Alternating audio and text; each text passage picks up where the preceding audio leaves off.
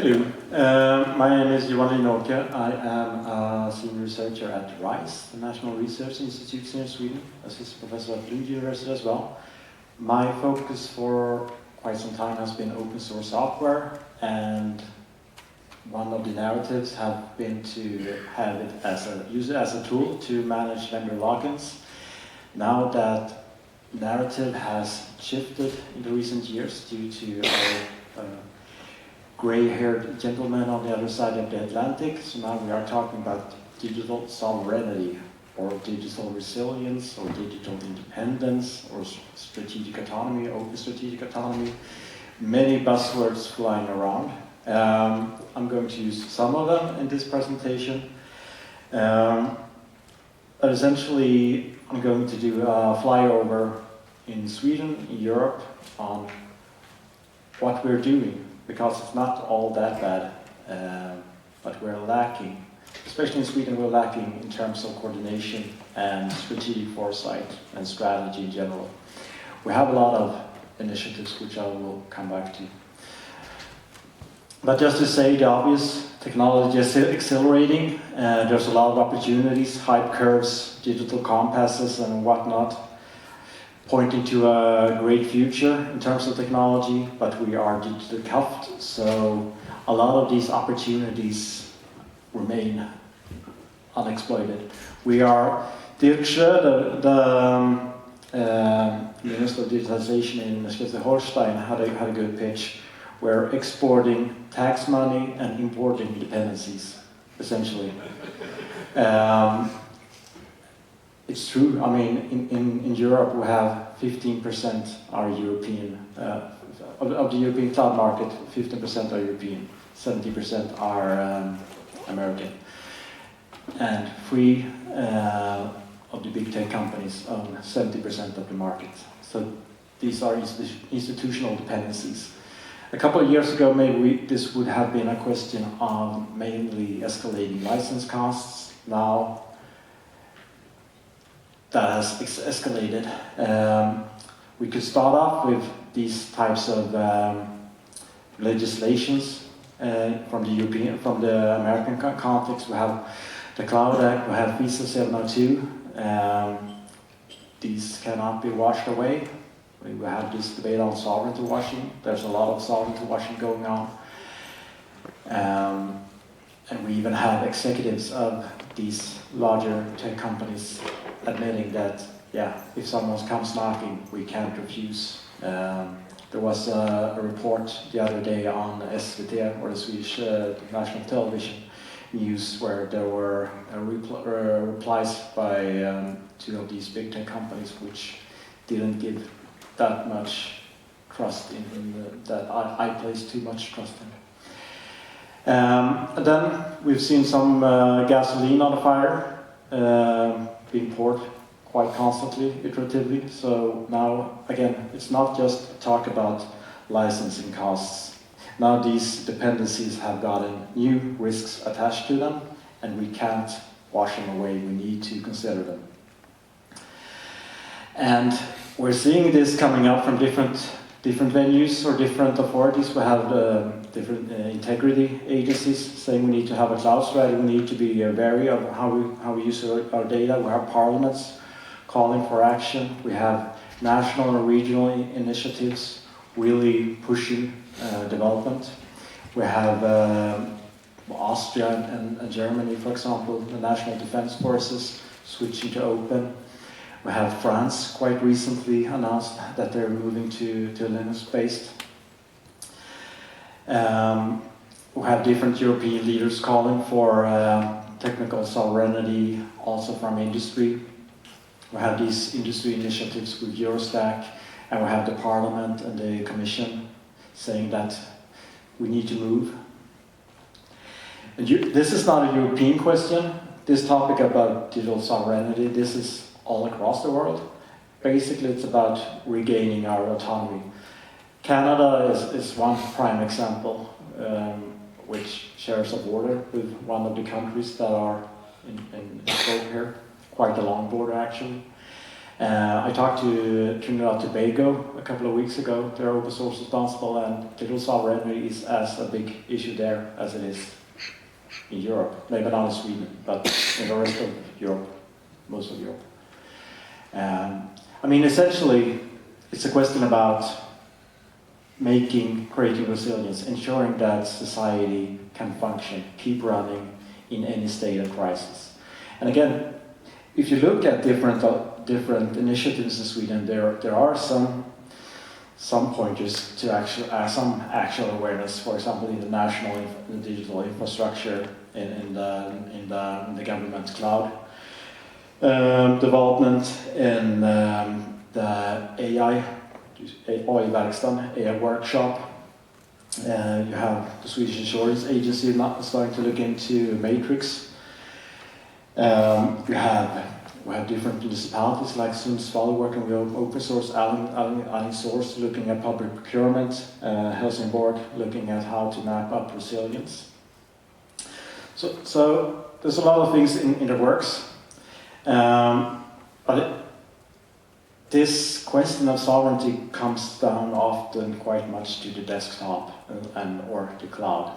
But this is where things get silly, because the picture is much wider than that.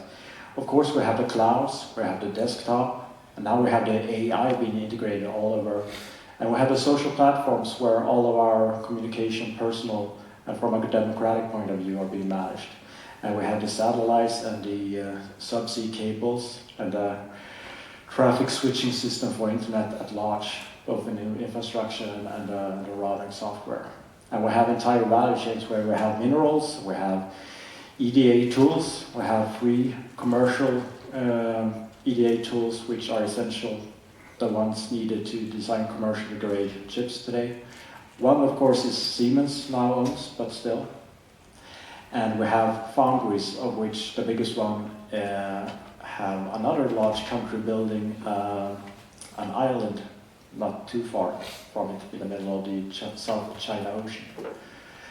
So it's complex. Sovereignty is a full stack problem, software and hardware.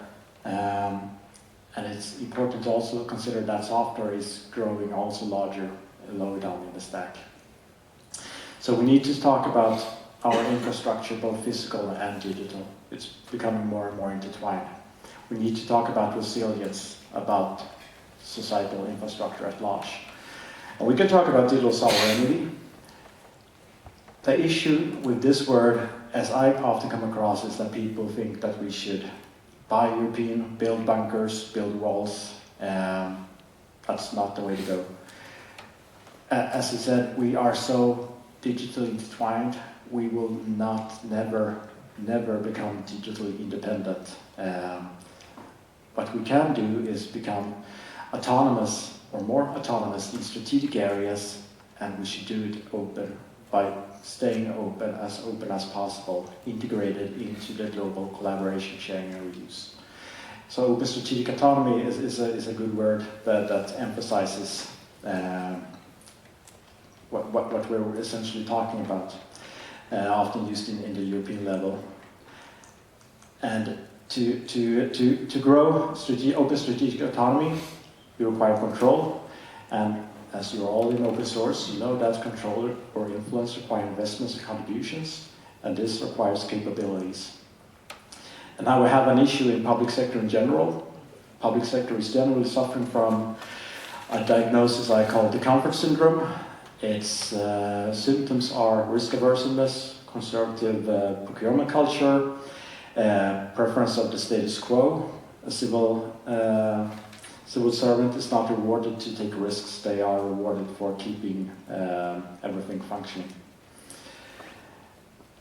It's a we problem.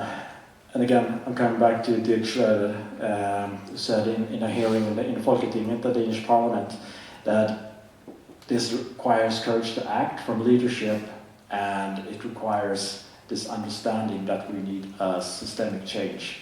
This is not a one-off thing. We need to grow courage, collaboration. We have a toolbox. We have a lot of things called open, and these are tools. Now, I mean, they are not an end in themselves, they are means to an end. But to use them, you need a clear intent and direction from policymakers, which we in Sweden are generally lacking. Again, there are a lot of good organizations out there. I can mention many, both on the national, municipal, regional level, if we're talking about public sector, but we are generally missing strategic content and direction. And this is really needed on a lot of spaces. It's not enough that we have these forerunners, we need to do it collectively. We need to consider both on the industry and public sector perspectives. South Korea and Japan, they are focusing on sovereignty more from the industry perspective, while other places in Europe are mainly focused on public sector. Ideally, we would look at both. And we need to look at both how we release publicly funded software as open source as much as possible, but also look at the inbound acquisition, public procurement, on how we consider open alternatives first as needed. And these types of policies can be both high-level endorsements, yeah, that's good. They can be advisory, as in most cases, but they can also be prescriptive, as we are seeing more and more of in Europe. For example, in France and Italy and Switzerland and so on. And these can have different forms, and they can also be on different levels. We need to think about both the national, regional, and local levels, and also more organization-centric. But it's not just like saying we need to do this. It's about giving the support structures to actually get it done. Italy has had a law since 2012 proclaiming that you should consider open first, release everything open first, but it hasn't really had an effect until 2019 when they released their public procurement guidelines. How do you compare open and open distribution and open vanilla plus services, or what kind of support you need? How do you evaluate the health sustainability? By extension, how do you manage and respond to any concerns of cybersecurity? How do you evaluate total cost of ownership? How do you compare open and prop? Now we're seeing a trend where open source program offices, essentially centers of competency, helping organizations to accelerate organizational readiness, emerging across Europe. We have them in different larger cities, more and more now on national government. Still lacking the ones in Sweden. We have some organizations in the Swedish OSPO network representing different municipalities and state agencies. Hopefully, with the new report on a public social collaboration platform that came out from DIG, there will be an expert group tied to that could potentially make up a national OSPO in Sweden. We can look at Germany. They're really running, leading the show, I would say, both on a national and regional level with Schleswig-Holstein, even though there's a lot of other countries doing good stuff as well. Interesting is to look at the German stack, or the Deutschland stack, where they are setting up a large stack of standards and reference implementations, really giving the helping hand for organizations to look to in terms of what you could actually implement to become more digitally sovereign. We can look at Denmark. Of course, they have another situation or sense of urgency than ours, where more, I would say 90% of their kingdom is being threatened to different extents, but still, sovereignty is a very big part of their digital strategy. They just came out with a roadmap for digital sovereignty in the country. I just delivered a report for their agency of digital government, proposing a design for their new center of digital sovereignty, much like the one like Sendis that is in Germany. So there's a lot of things happening that Sweden should really look to. There's a lot of infrastructure needed here. We need common platforms for sharing and reuse and collaborative development, like we're having with OpenDesk in Germany. But we also need to fill the gaps that is very much now happening.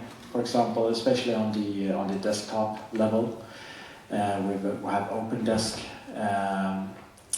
OpenDesk, which is a compilation of the different open source tools, providing a replacement for example, document management, communication, and so on. And we have in France, it's La Suite Numérique. In the Netherlands, it's Mietbureau. 9-0. Yeah, exactly. What he said. So this is really growing, and now we have this new infrastructure consortium, or digital infrastructure consortium, the edict for digital commons, emerging now in Europe. Many are a bit unaware of what it really is.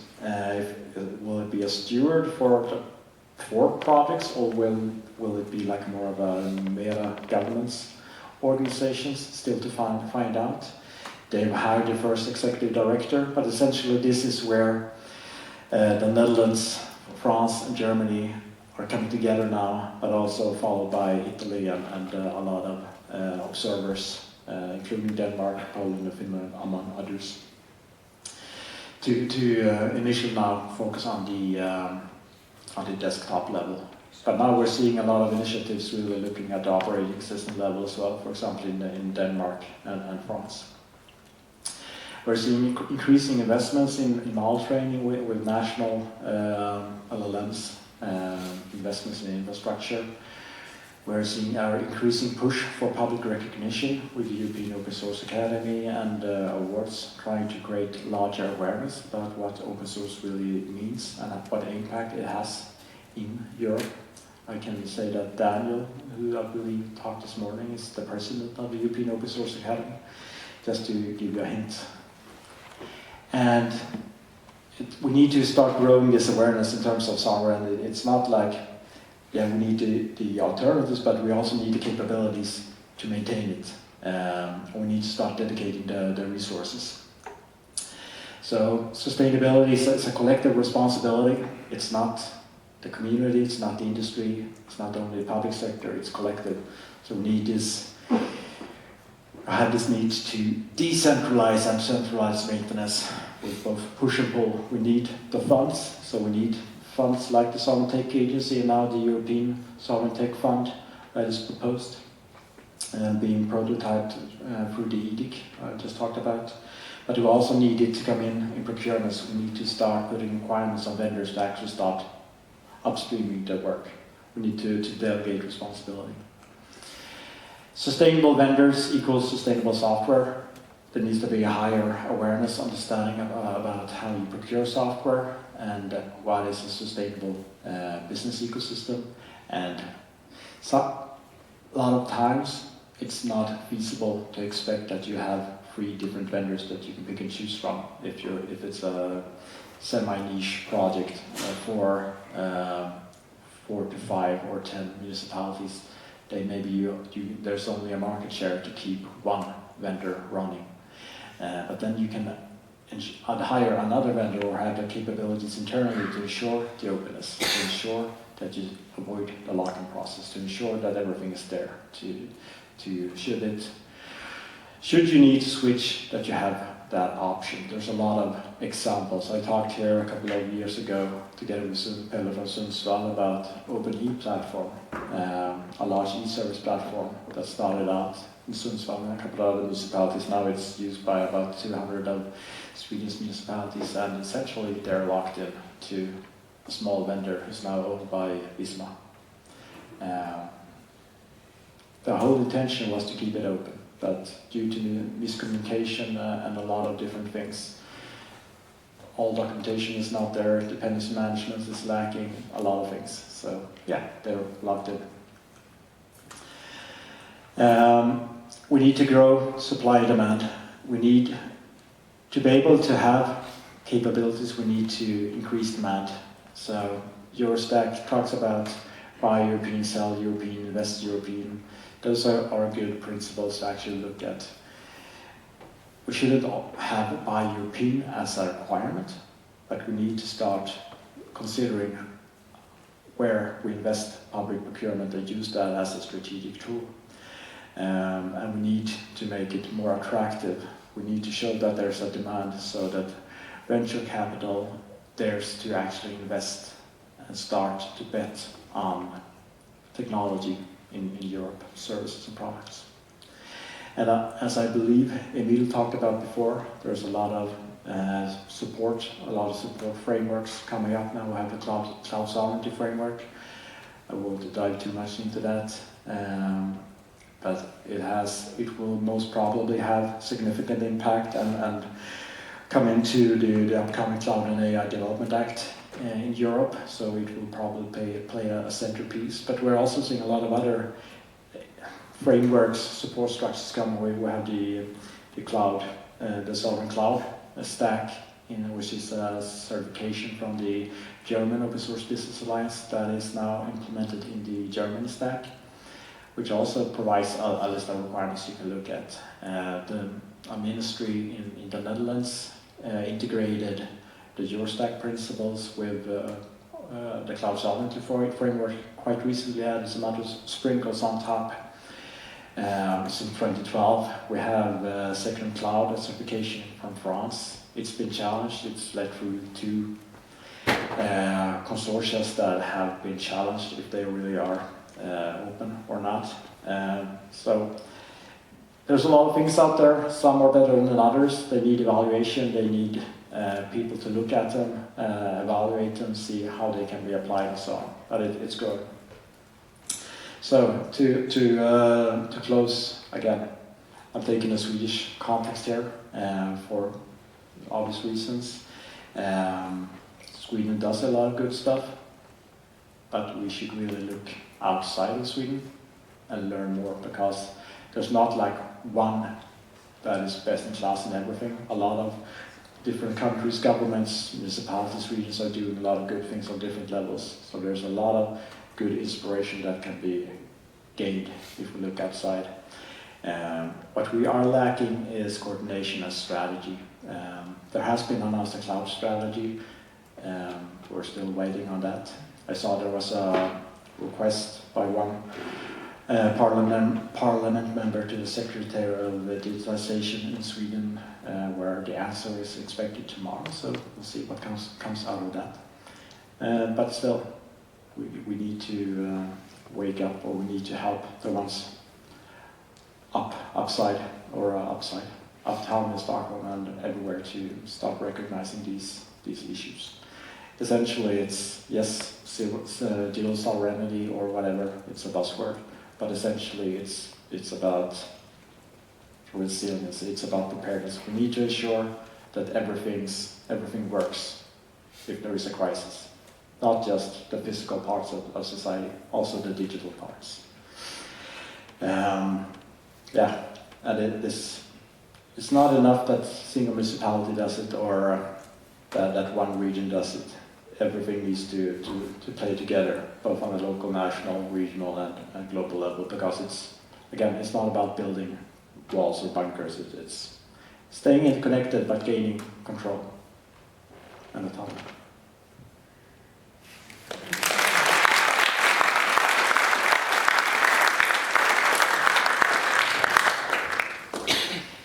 So that was like an overview. Any questions on that? Questions?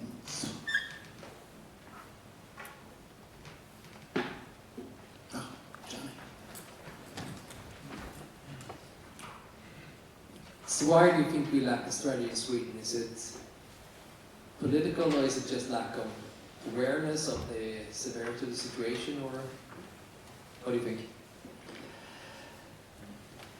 A lot of culture. Don't want to upset people. Keep status quo. Like I said in the beginning, I often talk about a comfort factor.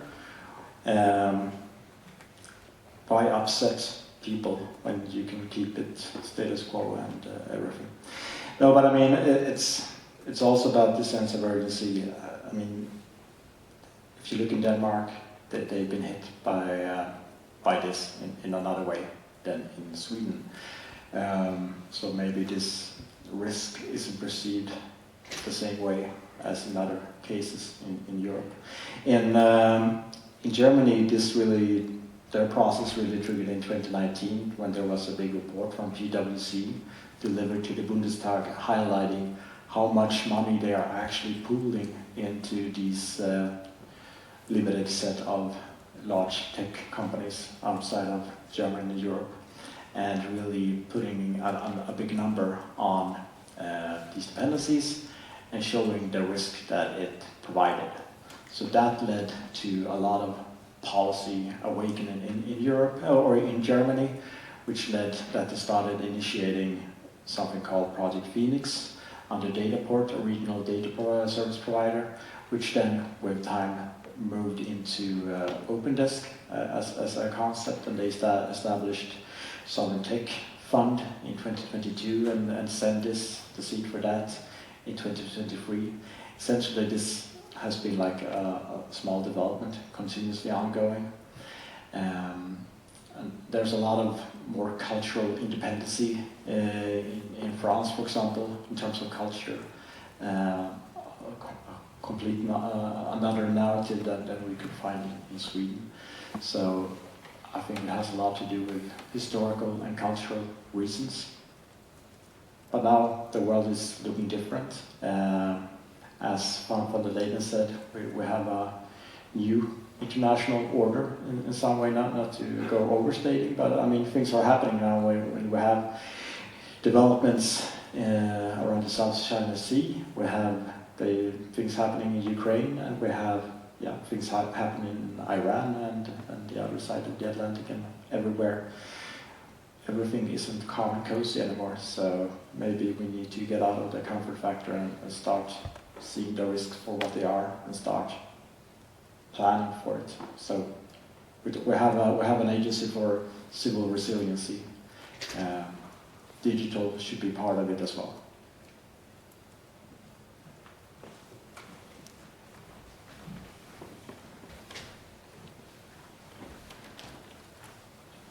It's more of a comment / question, like for example now with this Mythos thing, they have released it to some sort of big tech companies, but they've also released it to the Linux Foundation. My question is more or less like, what's your take on that? Because if tomorrow politicians decide no, Mythos will be only accessible to American companies, then Europe also needs to do something regarding that, because then you lose some sort of advantage when it comes to security, but not only that, but like also innovation with these types of tools. So one comment is that open source is global, so they're using the same building blocks on the other side of the pond as we are. So either way they have an incentive to keep their infrastructure safe, which include ours in that sense. We share the global infrastructure and the supply chains in that way. And regarding the other part, we really need to start thinking about public services, for example, in relation to these new tools. We have some agencies like the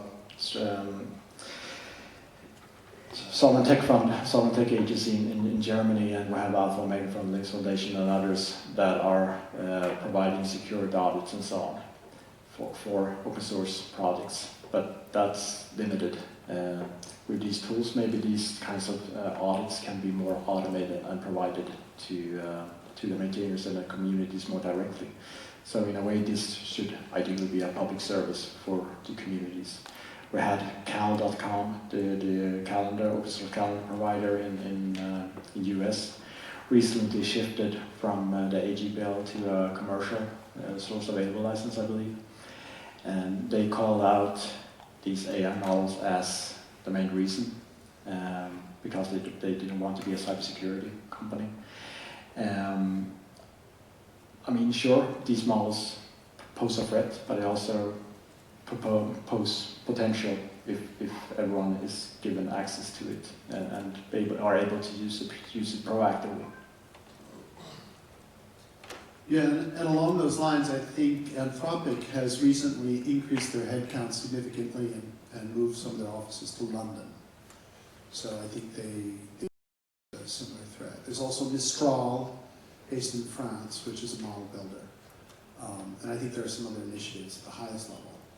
But, I mean, it's like Johan says, we need a 360 resilient framework. It's a full stack problem, which goes to materials, to building CPUs, chips, and you're up to everything.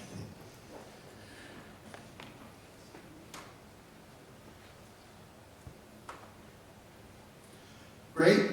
Well, we are right at 1600. So thank you very much, Johan, for talking.